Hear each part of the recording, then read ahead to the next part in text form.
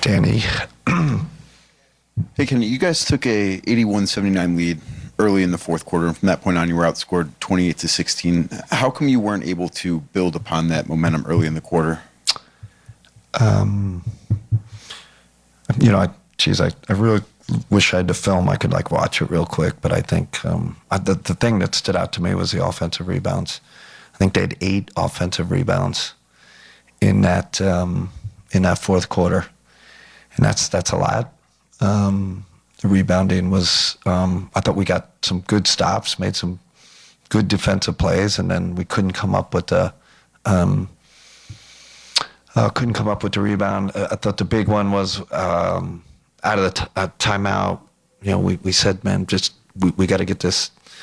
Our box out responsibilities on the free throw, and they miss. They get the offensive rebound, and they score. So I don't know. We got to fix our rebounding.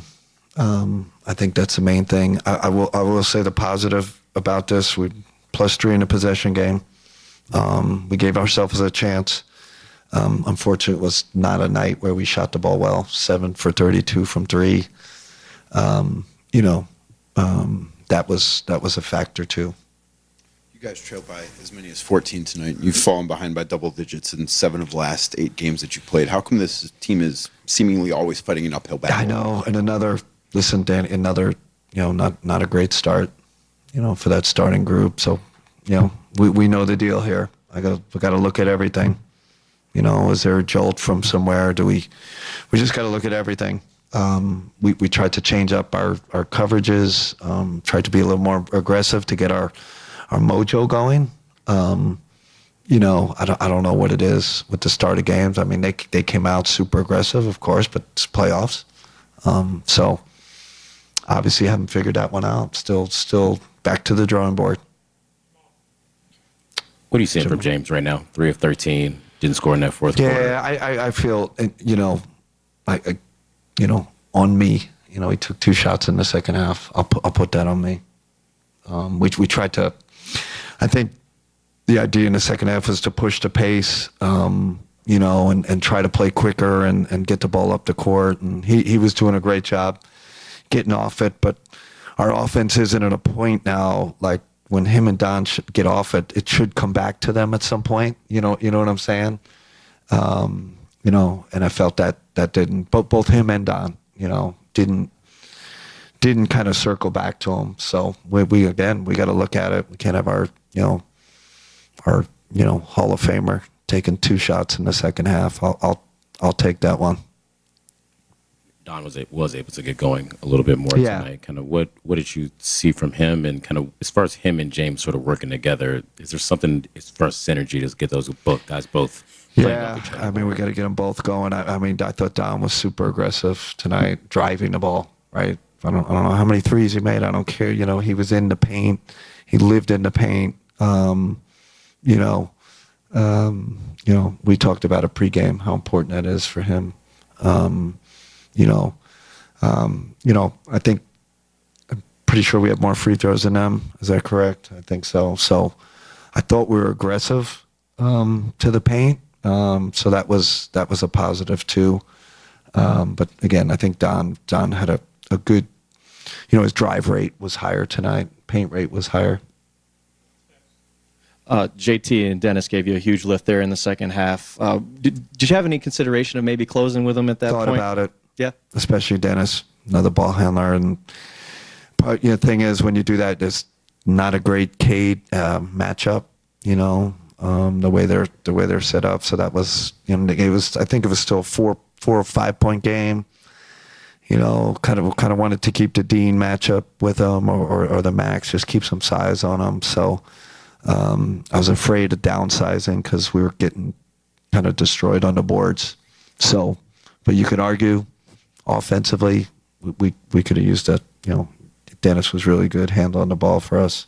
And then Tobias has really been getting downhill and getting to his spots these first couple of games. Is there anything that you guys can do better? I know you guys have all that attention on Cade, but he seems like he's hurting you guys. Yeah, he's hurting us in the post. I think he's hurting us on closeouts too. We're scrambling, and he's hurting us on closeouts, and he's hitting timely threes. So he's been he's He's played great in these first 2 games. I'll just say I think we found some stuff tonight that gives us some, positive feeling going into Game 3. Tactically, and then like I said, despite that fourth quarter rebounding, I thought we won the possession game +3. Only 2 turnovers in the second half, so a lot of positives in that second half. Kenny, Okay. you mentioned pushing the pace in the second half. For you guys, it felt like those offensive sets were developing early in that second half. What felt different after halftime, and maybe how did you approach going into that second half in terms of getting your offense operating? Yeah, I think it was pace in everything we do, right? Not just in the fast break, pace in our cuts, pace in our movement off the ball, all of it, higher outlets, all of it, and I think that helped us. I think we helped us get out of their clutches. First half we're kind of bogged down. They're high pickup points. We're having trouble, creating separations, and second half too. I felt like we got stops too, right? That frees you from getting out and running when the ball's going in all the time. It's harder. And then your bigs, Jarrett, felt like he had a really solid game. Yeah. It felt like there was some ups and downs for Evan in different capacities. What did you see from them, and what did you like from them? I love both of them.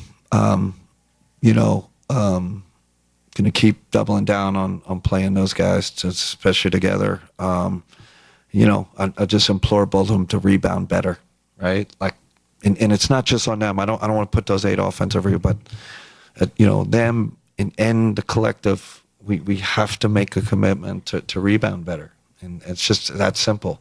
You get really good stops in that fourth quarter, and the second chance opportunities. It just takes the wind out of your sail. You play for 18 seconds and the shot clock miss, offense, and I know that's their strength, but we got to do a better job negating it, and it that starts with those guys, our big guys, and then our guards got to do a better job rebounding.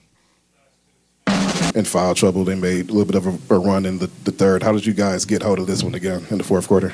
We just settled in. I think, as that was happening, they started to pick up their pressure a little bit more. We got a little sped up, but we found our resolve, got back to who we are. And talking about that, it's like moment to moment, right? Like, don't hang on to things that have happened in the past and don't look in the future. Just make the right play right now. And I thought our guys did that down the stretch. Hey, Coach, I know you guys were not surprised by the effort the Cavs will make to try to get to the line a little bit more, but how are you guys able to compartmentalize that, stay true to your defensive effort, and not let the frustration that we saw at times get the best of y'all? We have to be who we are. Where there's some whistles that we disagree with, yeah, of course. But we can't allow that to take us out of our game and do what we do. That's put us in the position that we're in now. We have to stay true to our identity, continue to be physical, continue to be handsy, and then just wear on you. And that's what our objective is to fatigue you as much as we possibly can and make you have to play through as much legal contact as you can. JB, it seems like in the postseason, the word a lot of time is urgency. But when you have guys like Ron and Danis that it took some time and some patience, like working to get to where they can be such large contributors, just how do they balance that, and how have you seen them be ready for that moment? They're taking advantage of the opportunities, and they're willing to listen, and they can take experience and learn from it quickly. And when you got young guys who are doing things for the first time, playing in these situations, it's not going to be perfect, but what we judge them on is their effort base. And if they're giving us all they got, then we'll stick with them and give them a chance to play through some of the bumps and bruises because we trust in them that, they're going to get through it and they'll be better for it. I know we talk about Tobias' composure a lot. You call him your safety blanket going back to last season. But what is it about him that just allows him to thrive in that role? Confidence. And there's no insecurity in who he is. And when you don't have those insecurities, in the moment, you can play free, and you trust the work that you've put in because you know how much time you've put in over the years to do what you do. and trusting he's got a spot. He knows his game, right? There's so many guys that think dribble is a game, right? And Tobias knows he's going to get you in the post. He might back you down, he might face you up, but he's going to get to the same spot and raise up and knock it down. Another question about Tobias, just really going back to when he came here, how much has he meant to this team on and off the court? The world. I mean, I can't put it into words. I've tried before, but, we're not in this position if it isn't for him. And, not just because of the basketball talent. His leadership, his willingness to show people what preparation looks like. How do you take care of yourself? How do you eat? What do you do in the weight room? Like, how do you work on your game? He's a role model for our guys. And if you don't have that, from your veteran players, it's hard for young guys to grow and grow the right way. And he enabled us to do that. JB, two things. First, is this team developing something or changing over the course of these 5 wins as they get one more in their pocket in the playoffs? And secondly, can you just comment about how Cade kind of kicked it in the fourth gear and what that means? Yeah, I mean, I think, it's the understanding of what the moment calls for. And that's what this group is finding. It's not always a shot. I think that's what, a lot of times you grow up, it's offense, but we found rebounds, we found deflections, we found steals, we guarded a pick and roll the right way, right? So it's like understanding what the moment calls for and then being able to execute it in the moment. And then, I mean, Cade is just fabulous. He's the killer, closer, all the adjectives you want to talk about, like he's it. And in the fourth quarter, he does his best work. Kind of going back to Cade,